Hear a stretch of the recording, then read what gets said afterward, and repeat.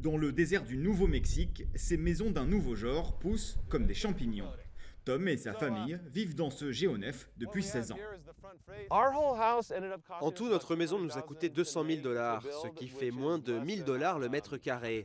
C'est un bon prix.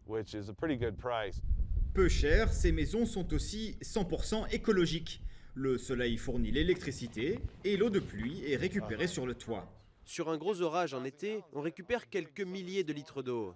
Une eau précieuse utilisée 4 fois grâce aux plantes. Après votre douche, ce qui est la première utilisation, l'eau traverse les plantes, c'est la deuxième utilisation. Ensuite, elle va dans les toilettes pour la troisième utilisation. Et ensuite, l'eau va dehors pour sa dernière utilisation.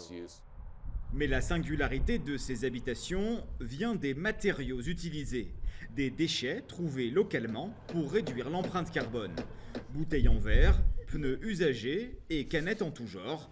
Ici, rien ne se jette, tout se récupère. Ça, c'est une cloison faite à partir de canettes de bière recyclées. La plupart de ces canettes ont été récupérées autour d'ici quand les gens les jettent à la poubelle. Les 600 Earthships construits dans le monde entier respectent tous la même architecture. Côté nord, les maisons sont enfouies dans la terre pour conserver la chaleur.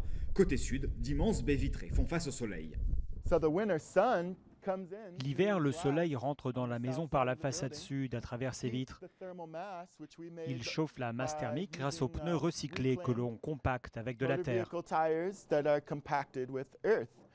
Sur ce chantier, Rory peut compter sur une dizaine d'apprentis de l'académie.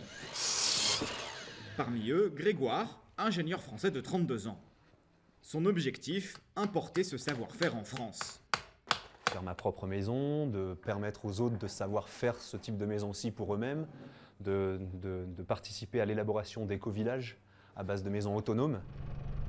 Autosuffisantes et construites à moindre coût, ces géonefs peuvent être facilement développés dans des zones isolées. Plusieurs Earthships humanitaires ont déjà vu le jour en Afrique. Des chantiers sont en cours dans le désert du Malawi.